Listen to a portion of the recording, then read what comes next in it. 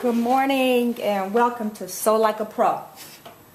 We're going to make some leggings, and I'm going to change the thread on my serger, and I want to show you the way I discovered it's easiest to change the thread. So I'm changing this black thread over, and I changed my two loopers, my upper and my lower, with all my threads. But if you don't have threads to match perfect, I just tie my threads on with a regular square knot and slowly sew the upper and the lower looper through. When those two are through, I'm going to just trim this. I am going to open up, pull this back, and I'm going to cut the two needle threads, because a lot of times we try and sew those threads through and pull them through the needle. It's just easier. Just go ahead and pull those two threads through. Trim them and rethread the needles. That way you don't have to readjust the tension.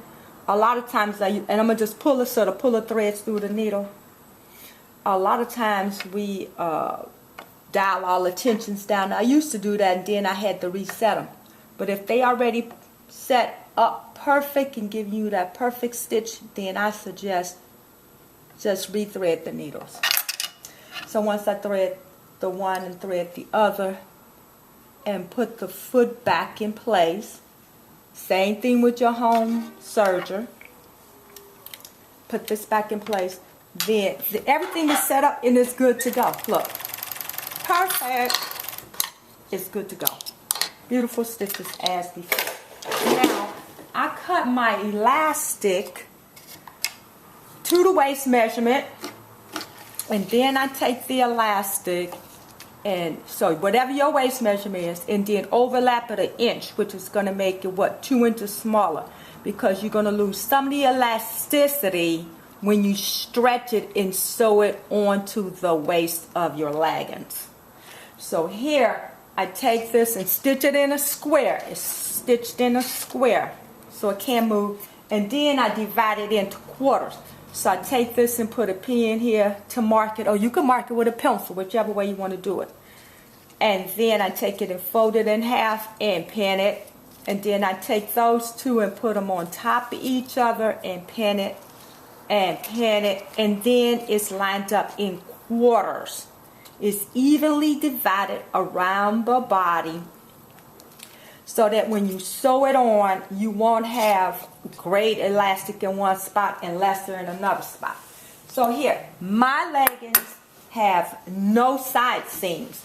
So if you want to eliminate the side seams off your leggings or your stretch pants, sweatpants on your pattern, just take the two seams and overlap them on top of each other, eliminate the seam allowances, tape it together, and then cut it out, so you don't have that pressure line on your side seam or your body, on your leg, you know.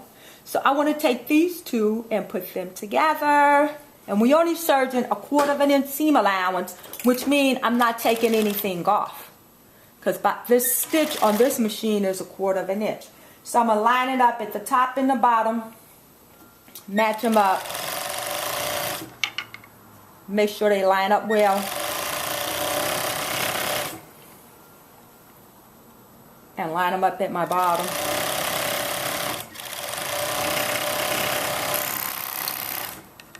One leg down. So inseams. Now if I were making some regular slacks, I would do the same thing. I would sew my outseam, my inseam one leg, my outseam, my inseam the other leg, and then I would join them together at the crouch, because the crouch seam needs to go from the center front to the center back of the body, not from the inseam to the inseam around the body. No, from center front to center back. That is the most comfortable position on your garment. We want to be comfortable in our garment.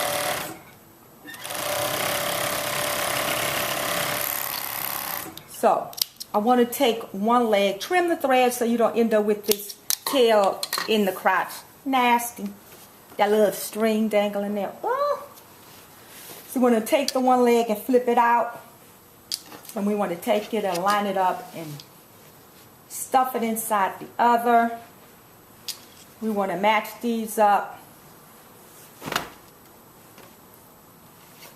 And then we want to take the two and serge those together. Remember, everything is just 1/4 inch seam allowance.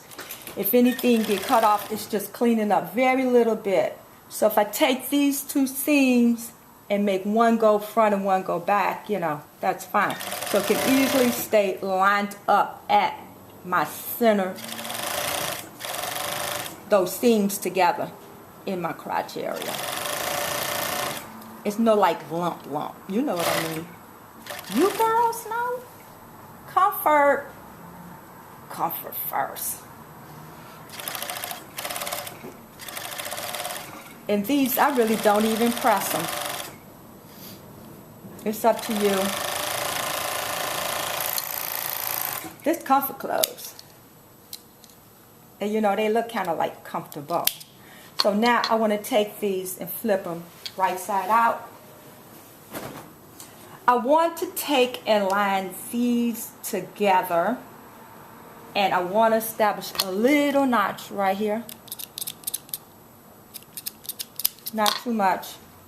At both side seams so I can match up my elastics to that I had established, remember, with the pins. So then I'm going to take my elastic and the square I'm going to put at my center back waist. And the other pin I'm going to pin right here at my center front waist.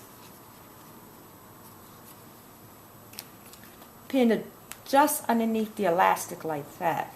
Now if you have thread and it don't match perfect, if you just change the upper looper, the two needles, you don't hardly see that thread at all, but you can just change those two looper threads, and the other ones you'll barely see.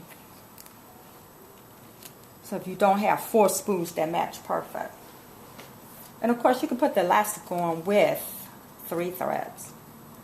But 4 threads is for strength when sewing the garments together. So I had this matched up at the very top, just a little teeny bit of the pink sewing. It's a good idea to cut a teeny bit off. You know that you're hitting it perfect. So I'm going to line this up. So what I want to do is stretch each quarter as I sew. So I'm going to stretch this quarter. I'm going to sew that quarter first. And when I get finished with that, I'm going to stretch to the next quarter. See, I don't have to move those pins. And then I'm going to stitch and stretch to the next quarter. I don't want to serge the thread by accident, so I'm going to just trim it now. And then I'm going to stretch and sew in my last quarter.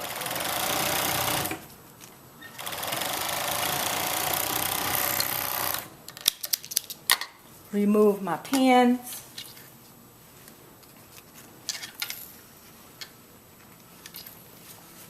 Bam! There go my elastic in. Perfect. It's gathered in the same amount all the way around.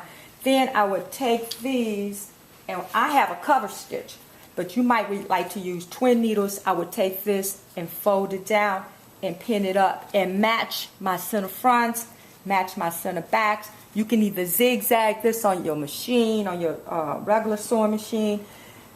You can do the same thing. You can serge the bottom. You can do a zigzag stitch, or you can use twin needles in your regular sewing machine and it'll look like a cover stitch. So I'll show you that stitch later.